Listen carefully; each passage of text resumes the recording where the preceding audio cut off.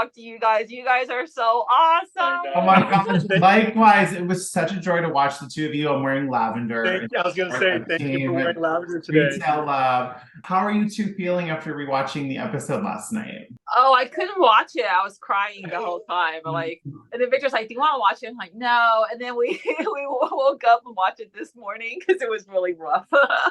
Oh, I can't even begin to imagine just like reliving that, especially because of how long that leg was in Vietnam. I think a lot of viewers, when they watch the show, I think the thing they can't really anticipate is just like the sleep deprivation and just how just physically, emotionally taxing it is, especially for a long leg like that. But before we talk about the episode, I want to hear a little bit about like your journey getting onto the show. You guys are clearly fans of The Amazing Race, which we love that.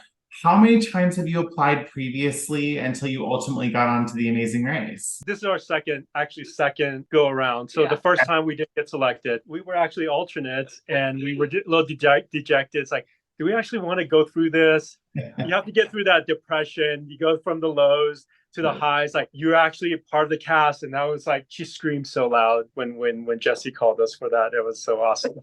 I love it. No, that's amazing. When you got the initial call that you were going to be on this season, how did the two of you start preparing? I mean, Victor, a lot of your social media content has been cracking us up. I love how you are utilizing a lot of the stuff in your store. So tell us a little bit about the preparation for Amazing Race that you two did. I think working at the grocery store really helped us prepare for the Amazing Race. I mean, all around, like the watermelon that he did is true. I mean, we have to do it in real life, but you do have to go out there and stack the watermelon.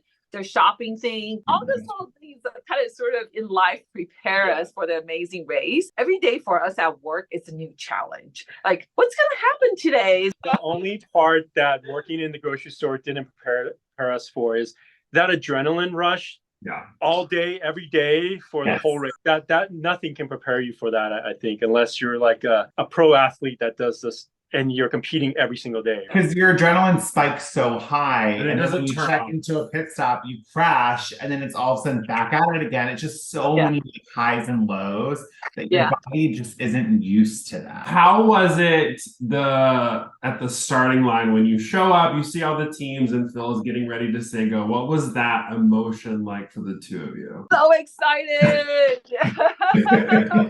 Well, it was hard because we were standing next to Joe and Ian, and they are so buff and they're so tall and beautiful. I'm just thinking, dang, why do I have to stand next to them?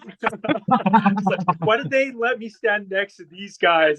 You could see me. I mean, they were clearly like a foot taller than me. No, they are so precious. I love them. So they're so cute. At the Hollywood sign, I love it. It was so amazing. I mean, you guys, when you were starting off, just seeing the camera crew and everything, and just everybody gathering, and then that countdown. It's like this is real. It's like you guys actually are going to be on, unless Phil says, the first challenge is like, something here on this hill, and you're going to get eliminated at start. That was something that was running through my mind. Yeah, it's interesting, when we talked with Alexandra and Sheridan, they thought the same thing. They were like, there's got to be some catch here with the starting line and 13 teams. Yeah. Thank God there wasn't, just because your cast has been so much fun to watch. Going into it, did you guys anticipate right off the gate being such a powerhouse team with back-to-back first place finishes?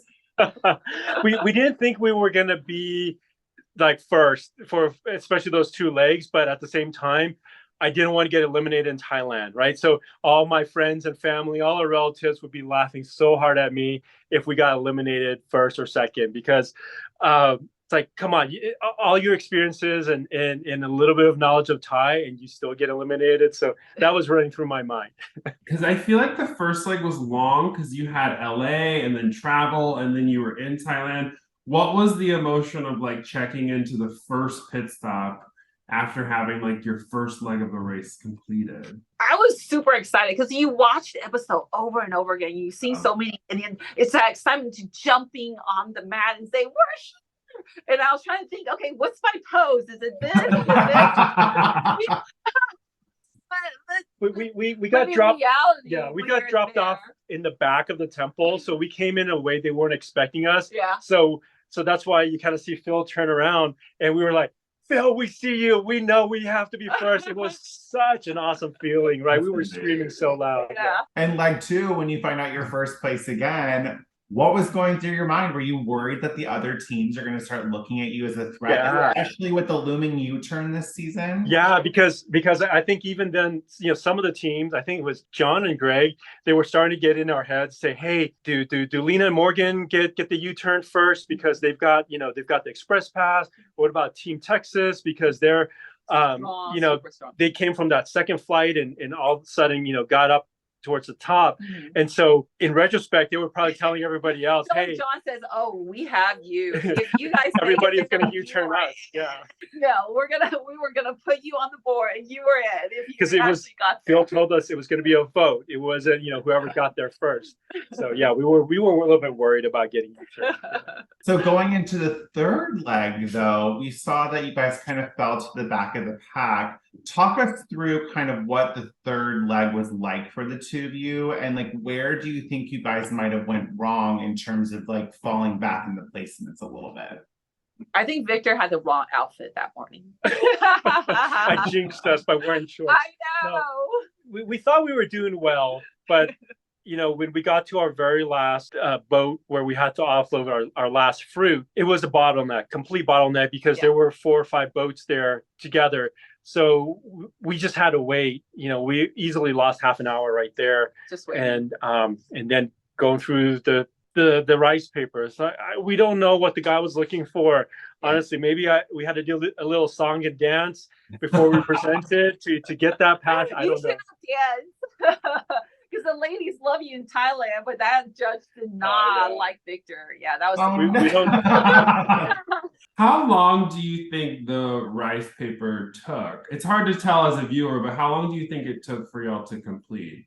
30, 45 minutes. It was a long time, but yeah, very long. Probably, I have no sense of time just because he kept saying no.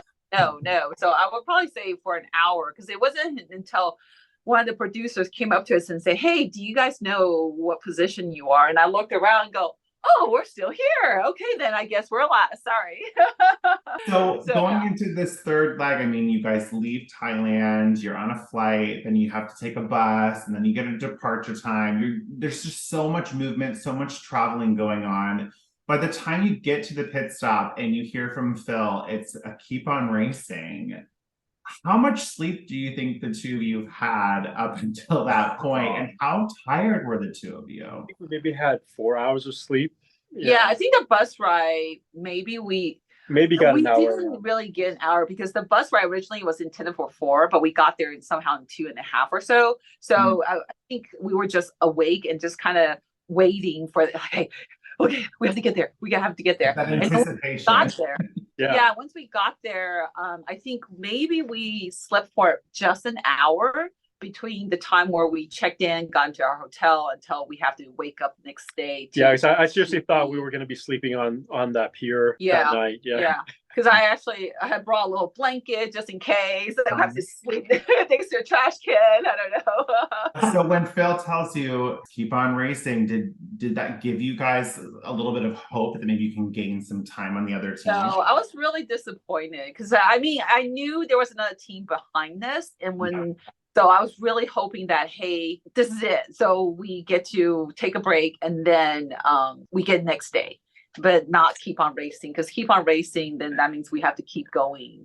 There's always that little bit of hope, right? But we were, I think, almost an hour behind the first team. And so that was just such a hard amount of time to make up when everybody's so efficient at all of their tasks. You guys saw, Liam and Jeremy, they killed that with 2 mattresses both times. Nobody else. They also have a 60-pound backpack on their back. That's how strong the boys are. It's crazy. It's that young energy.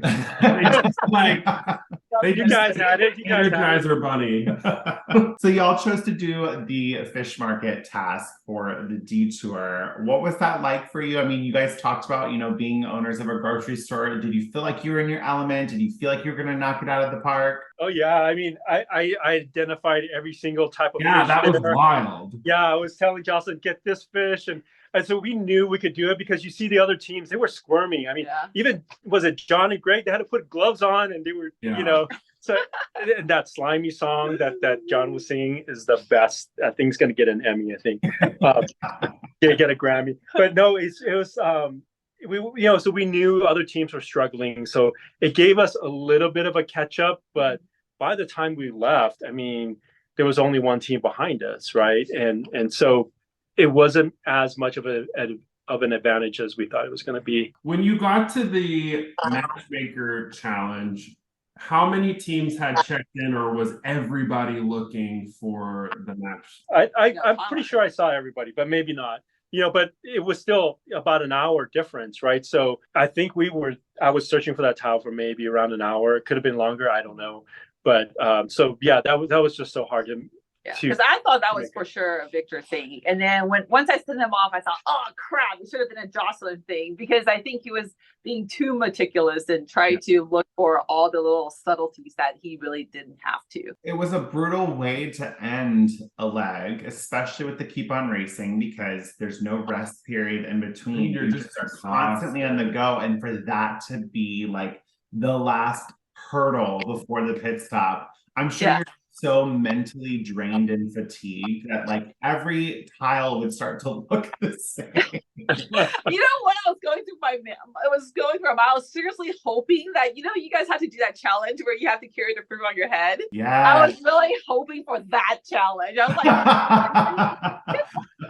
carrying a fruit basket on my head, and I would just kill that. We were both exhausted because what they didn't show is from the market to where we had to make that wish. It was easily a 2 or 3 mile run to get there. And then, so we were exhausted. I was just thinking, I don't want Jocelyn to have to be out in the hot sun for this. I'm just going to do it, and of course it could have turned out differently if she had done it, but who knows, right? Speaking of challenges, after the 4 legs, what was your favorite one that you each did? Either roadblocks, detours, whatever it was, that was your favorite? I think the market challenge was the most fun. And then, because afterwards we had that moment where, forgiven. But I thought, wow, if that could happen in real life every single time going forward for the rest of our life, it would be a miracle. We would be the most loving couple forever and ever. Just go, forgiven. I forgive you. Forgiven. The market was absolutely hands on the most fun time, because once the market vendors they were asking us, what are you guys doing? And I said, oh, we're playing a game. Like, oh, you're playing a game, we want to play too. And they got so into it. And so like there's one old lady, I think she got airtime on everybody's everybody's right after us. So it was so fun, and people were giving us pieces of fruit to try as we were running up and down the market stall. So that was fun. I actually liked the fish challenge too. It was dirty. It was a different frame of mind because we knew we were at the very back of the pack, and we just had to make up some time. Well, every episode we always tweet, like, if you have any questions for the eliminated teams. I didn't get a lot of questions, but I got a lot of love for the two of you. Like, just love the positivity that they showed. They were a great team, excellent casting. No, just please tell them that they did amazing. They were my pick to win it all. My favorite question before we wrap this up from Antelope on Twitter was, do you have any Amazing Race prep kits at your store? We do. We were joking about this, but maybe we should put together. We have like silkworm cans and you want eating challenges? We'll put that together. I love it. You should do like a weekly challenge in your store. Get the community out. It would be fun. You can come and display fish for us. Yeah, sure. My last question before we wrap it up is, would you ever do it again? Absolutely. I'm waiting for the phone call. Hello, Phil. Where are you? Oh, yeah. Our single bag is still packed, so anytime. I love it. I love it. Genius. Well, you two are an absolute joy to watch. You guys brought such an infectious energy to this season, and we just thank you. It was fun to watch your journey, and we're sad to see you go very soon. Very and welcome to the Amazing Race family. Thank you. You guys are awesome. Thank you so much. And I'm sure our paths will cross eventually one of these days. Yes, for sure. We go out to LA a lot, so hopefully we'll see you soon. Perfect. Yes, please let us next know. time you're out here.